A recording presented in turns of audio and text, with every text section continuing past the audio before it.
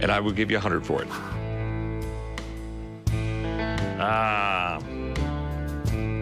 Yeah, I don't know. For $100, I think I would just put it in a box and let my great-grandkids have it. Well, have a nice day then. If I'd have pulled out a magnet 35 years ago, I probably would not have had that metal today. I drank a lot, and I'd have probably traded it for a beer.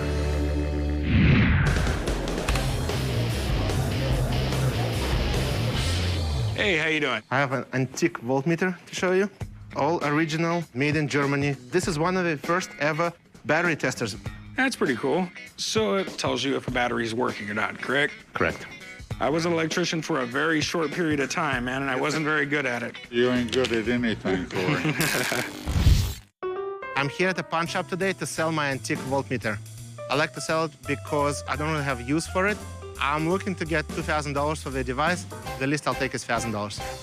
So how'd you get it? It was actually found in barn in Germany. There's a date here on the case. It says 1916. I can see why it would be an important tool back then. I mean, it'd be used by just your regular electrician to, I mean, a guy who was working on planes. In its day, this was a very expensive tool.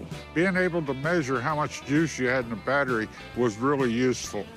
It would keep it from cracking out on you in the middle of something important.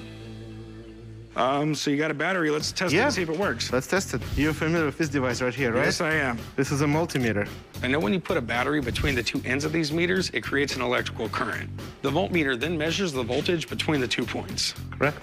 So what we're going to do is we're going to compare the measurement of a modern digital multimeter to this device to see if they compare in testing the battery. All right. As you can see, it shows 1.5, a little, you know, it's a digital, so it will be a little more accurate than this. So this, as you can see, At 1.5. 1.5 volt. A lot of care went into making this thing. I mean, it's almost 100 years later, and it's still working. But it doesn't have a ton of decorative value, and it's not like anybody's ever going to use it. So it'll only appeal to hardcore science collectors. What'd you want to do with it? I want to sell it. Any idea of what you're looking to get? $2,000. Keep looking. In a few years, it's going to be 100 years old. I want $1,200. No. Come on now, let's be realistic. Okay, so let's hear. Give me a real number. No, let's hear what you have to offer. $400. You want it? No.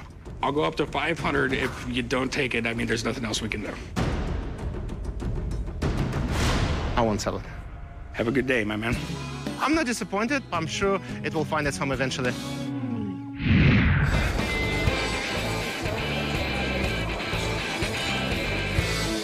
What do you have here?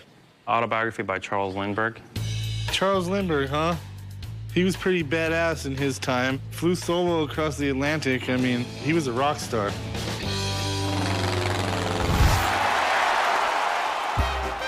I decided to come to the pawn shop today to sell my book by Charles Lindbergh.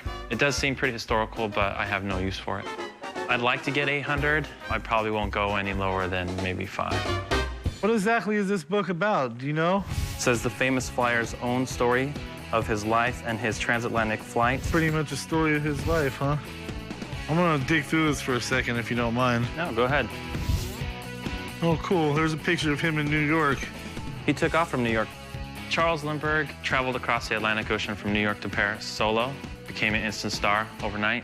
What I found really interesting was it talks about when he actually was coming into Paris when he landed. I started to climb out of the cockpit, but as soon as one foot appeared through the door, I was dragged the rest of the way without any assistance on my part. Sounds like a moshing at a rock concert or something.